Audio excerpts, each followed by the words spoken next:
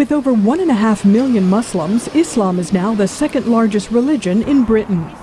Yet a recent survey by YouGov, Britain's largest polling organization, found that 58% of people surveyed associate Islam with extremism.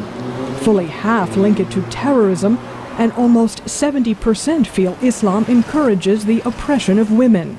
Ramona Ali from the Exploring Islam Foundation says her organization, which commissioned the poll, felt it needed to respond. We want to speak out as young British Muslim professionals who are confident about our faith, and we're proud of our country and proud of our religion. So we wanted to highlight our concerns by promoting a positive image of Islam, which is rarely seen in the mainstream. The groups inspired by Mohammed posters are now on view all around London, including in stations of the Underground and at bus stops.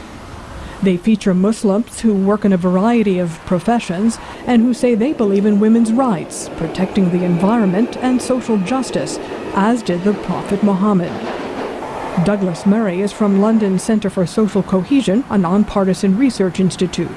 He is a critic of the campaign. Muhammad was in favour of women's rights in a kind of way in 7th century Arabia. He even did some things that were relatively progressive for 7th century women in Arabia, but certainly not for 21st century women in Britain or anywhere else.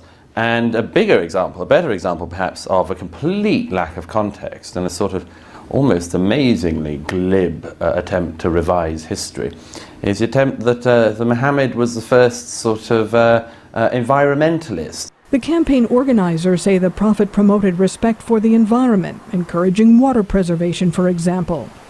They say Islam's holy book, the Quran, states men and women were created as equal parts of a pair.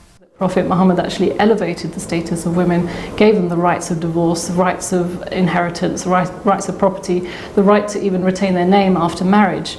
And Muslim women throughout history have become scholars, have become jurists, become politicians, and we see that even today. The campaign coincides with the 5th anniversary of coordinated suicide attacks on London's transportation network. The bombings killed 52 people, including the 4 Muslim bombers. Those attacks are still fresh in the public's mind. Ramona Ali did not address the bombings directly. She said she hopes the poster campaign will help Britain see Muslims in a new light. So it was important for us to, as British Muslims, to convey that we have the same values, we share the same concerns.